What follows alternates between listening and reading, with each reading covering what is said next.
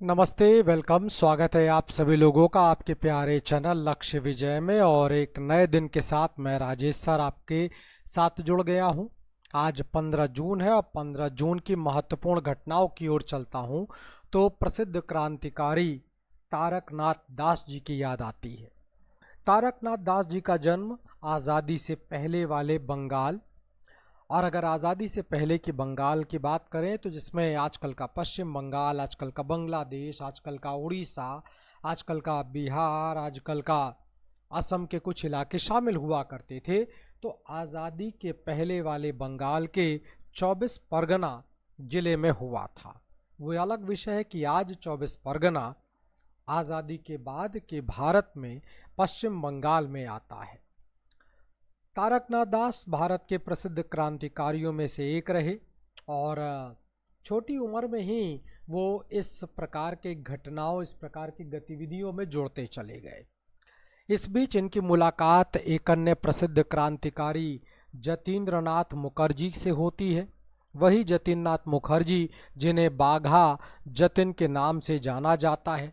और उनके प्रभाव में आने के बाद तारकनाथ दास जी के द्वारा बंगाल की प्रसिद्ध क्रांतिकारी संगठन, जिसे हम लोग अनुशीलन समिति के नाम पर जानते हैं, उसको ज्वाइन कर लिया गया।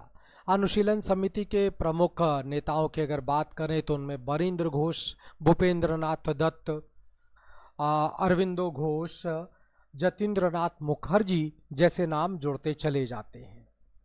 और अपनी मातृ संस्था यानी कि अनुशीलन समिति के साथ मिलकर इन्होंने क्रांति के बहुत सारे कार्य, यानी अपने संगठन के लिए बहुत सारे कार्य किए। इसी बीच चूंकि क्रांति की भावना से लबरेज, देश को आज़ाद कराने की भावना से लबरेज, तो अपनी पढ़ाई लिखाई को इन्होंने बीच में छोड़ दिया। और इस बीच अनुशीलन समिति भी कुछ अपने राजनीतिक कारणों की वजह से वो भी समाप्त प्राय हो गई। और उसी अनुशीलन समिति के ही कुछ क्रांतिकारियों ने, जैसे जतीन्द्र मुखर्जी, तारकनाथ दास, रास बिहारी बोस, ऐसे नेताओं के द्वारा युगांतर समिति का गठन किया गया। तारकनाथ दास जी ने युगांतर समिति में भी अपने योगदान को आगे बढ़ाया। साथ ही साथ इनको लगा कि पढ़ाई लिखाई आगे जारी रखनी चाहिए, क्योंकि क्रांति के लिए, क्रांतिकारी विचारधाराओं के लिए बहुत ज़रूरी है कि शिक्षा दीक्षा आगे बढ़ाई जाए। तो ये फिर से पढ़ाई लिखाई की ओर, यानी अपनी शिक्षा की ओर जुड़े और उसमें भी इन्होंने क्रांतिकारी कार्य किया। इन्होंने पीएचडी की डिग्री हासिल की। इस बीच भारत के अंदर जो दमनात्मक पुलिस, अंग्रेजी पुलिस के द्वारा की जा रही दमनात्मक कार्यवाही है, जिसकी वजह से कई सारे क्रांतिकारियों को देश छोड़कर जाना पड़ गया। जैसे रास बिहारी बोस जापान की ओर चले गए, तारकनाथ दास भी अमेरिका की ओर चले गए। और वहीं 1913 में इनकी मुलाकात लाला हरदयाल, जो कि पंजाब के एक बड़े क्रांतिकारी नेता हुआ करते थे, उनसे होती है। लाला हरदयाल के साथ मिलकर तारकनाथ दास जी के द्वारा गदर आंदोलन को शुरू किया जाएगा। साथ ही साथ गदर पत्रिका से भी जुड़कर इन्होंने महत्वपूर्ण कार्य किए।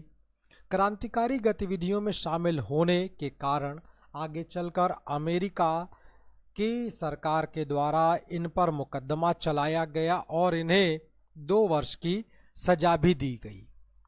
आगे चलकर तारकनाथ दास जी, चूँकि वो अपने पूरे जीवन भर अमेरिका, वो एक बड़ा अलग विषय रहा कि भारत भी आए, भारत के अन्य राजनीतिक गतिविधियों में इन्होंने समय समय पर हिस्सा भी लिया, लेकिन मूलतः ये फिर अमेरिका चले गए और वहीं पर ही इनका जीवन समाप्त हो गया।